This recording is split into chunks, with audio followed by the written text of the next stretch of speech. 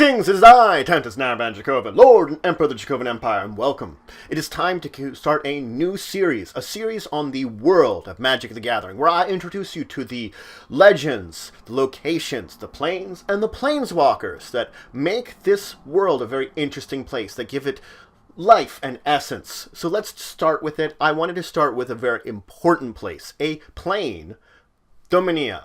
The plane that has been around from Alpha and has continued to exist up until Origins. Granted, it hasn't been a major contender for some time as the main plane of an expansion, but it has had plenty of material from it that shows little excerpts of the world. And probably for the best that after the history of the world, which I will talk about some of today, that more giant events don't happen in it. Feel better for it a little bit then.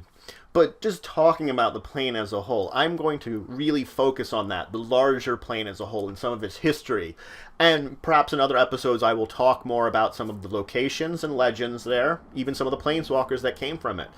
So let's just start talking about it. Now, this was the main plane, the main setting of Magic the Gathering, up until the Weatherlight Saga took place, when they started moving into other planes. Now, there were two sets which were considered other planes, Arabian Nights and Homelands, but those were the only expansions out of all of them, up until the beginning of the Wrath cycle, with Tempest, that they were not set in Dominia. Before then, they were all set in it. Now, there are some things that the plane itself is known as. It's got the nickname of the Wheel, but this is because it is the center of the multiverse to a degree. It's what happens on Dominia affects other planes. So that is why it's considered like the center of all the nexus of the multiverse, because of this sort of connection to everyone else, so that if something would happen there that would be on a planar scale, it would ripple down the line. So unlike some of the other planes, where if something terrible might happen, that plane itself is isolated, the effects on Dominia, it can spread. Now, the planet itself is said to be 2.5 times the size of our Earth, and it's got a good number of continents and a very large amount of seas, but they are shallow seas in comparison to our own. Now, it does have a moon, known as the Mist, but it also, from the time of the Dracovin Empire up until when the Phyrexian invasion occurred, there actually was a second artificial moon that was known as Glamour Moon or the Null Moon. Now, a year in Dominia is 420 days. Of course, they have 24-hour days, just like us. And for the information that has been provided through all the material, we know that there are 8 continents. Now, not all of them have names, but most of them do. Now, there are also 5 land masses, which are not quite defined as continents, but they're sort of hard to define what they exactly are. And a number of locations which have been mentioned in all the material talking about it that are unknown how they fit in. And the thing is, with talks with Wizards, they have not finished developing the planet in and of itself. There could be other continents and lands they have not mentioned, or the things that would build upon the entire map. Now let's start talking about its history. The oldest history of Dominia talks about a time which was known as the Dragon Wars. The Dragon Wars was a vaguely planar kind of battle between dragons, in which was eventually resolved through the battle between elder dragons. At the end of this conflict between these elder dragons, where it ended up moving down to 5 elder dragons, including Bolas, who I will talk about more. He is a planeswalker even now, but he is one of the 5 elder dragons that ended up at the end of the Dragon War. And really, the dominance of the dragons was not ended for a while still. That after the war itself was beginning to calm down, a number of dragons were effectively taking over the world. It was up to a trio of wizards known as the Dominia that they came in and basically removed the power from the dragons and dethroned them, leaving it up to people, mainly humans, in order to take over the plane. This eventually led into when their power began to wane, the Dracovin Empire formed. The Dracovin Empire I've mentioned briefly before with the Antiquities set, which that's talking about artifacts from the Dracovin Empire. The Dracovin Empire was a very mechanized, artifact-based empire, and they spread throughout most of the lands. Their downfall happened when a man named Yawgmoth came to power. He effectively created a civil war in amongst them because he wanted to sort of assimilate and mechanize the world. He was eventually driven into the plane of Phyrexia. It's this kind of plane of metal and flesh melding together that's a very interesting, horrible place that Yawgmoth himself, being driven there, became the effective lord in. He was sealed away, but in the process of doing this sort of fracturing that occurred in the Dracovin Empire when he had originally taken power caused an effective downfall. That's when we start moving into the magic sets, and I've talked about some of these before. Then we have the Brothers' War, which was Antiquities. The Dark time period, which was after the Brothers' War from the Dark set, leading into Ice Age, from the side of Ice Age, eventually till Fairly casting the World Spell, ending the Ice Age, moving into Alliances, which leads into what's referred to as the Modern Times. The Modern Times has a couple of major events, but the main one that I do want to mention is the Mirage Wars, which is the basic battle lines that were set in the first sets of Mirage and Visions against the Dark Wizard Karavek. This leads into the Phyrexian invasion and the Weatherlight Saga, which is a major historical event. It's the effective...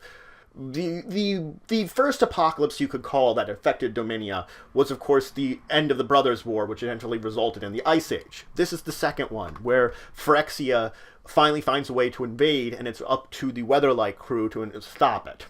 And that's where the sets, which I haven't talked about yet, but I will in the future, the sets of Invasion through Apocalypse come in.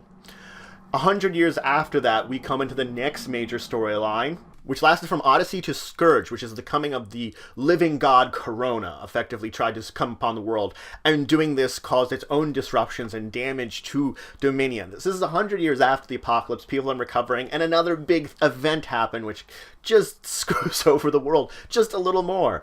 They managed to survive it once again, and Dominia falls silent for some time. This is the time period where we move into the more modern versions of cards from the older versions of cards. The format, effectively, when you're looking at them. And it isn't until Time Spiral and in that entire block that we visited again, where it turns out that some of the damage has caused all these apocalyptic events and terrible events, have caused these temporal rifts to form.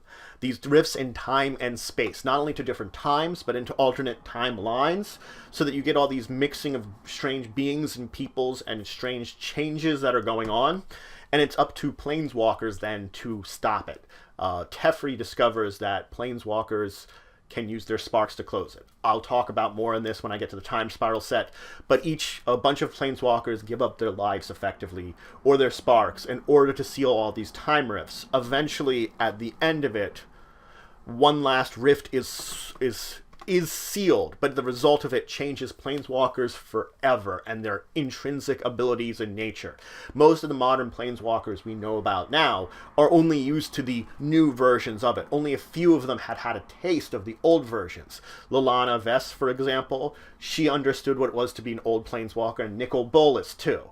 A lot of what Nicol Bolas does nowadays in the storylines is based around the fact that he lost a big chunk of that powers as a Planeswalker when the change happened. And because Dominia was at the center, it's at the center of the multiverse, those problems that were occurring there were going to threaten and destroy the other planes. Hence why it was the most important thing. And that's sort of where we've left off, that we know now that Dominia is rebuilding itself, and there are some after effects from the third apocalyptic event that occurred to it, and there are still some kingdoms left there that they've talked about in the past.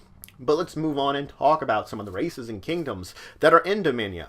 There's only one I want to mention today, because when I talk more about the different locations, and I'll move more in depth about the people and stuff that are there, but I do want to mention the Benalish people, the Benalia, who have been around since Unlimited. They were first introduced with Benalish Hero, and they are considered to still be around today. A new version of them, but they've survived all these apocalypses, judging that Unlimited took place pretty much before these really horrible things happened, and so it's a civilization that's managed to last the ages and span the time period through all these problems. And they're a race of humans specialize in white mana for knights and soldiers and things like that. Let's talk about the races that are there, because this is an important thing to talk about too. Of course, humans. Humans are everywhere. They have elves here. Elves have gone through a lot, and they are probably a race more on the decline because of a lot of destructions of their forests, especially thanks to the time rifts. But they still are there. Goblins have been through a lot. They were always there in Dominia. They've changed a lot, especially with the inversion of Wrath and some other things that have occurred that have caused them to change the way they're doing things. Since the land itself is not as lush and green as it used to be, they're more driven to that edge. Slivers. They still exist. They originally were in Wrath. They moved to Dominia as part of the what happened when the overlay of Wrath came upon the land. And they existed during the time of Corona. They sort of got their foothold again when people were trying to replicate what they'd found left over from them. And now they still exist in a form, though the newer form is more interesting and more humanoid.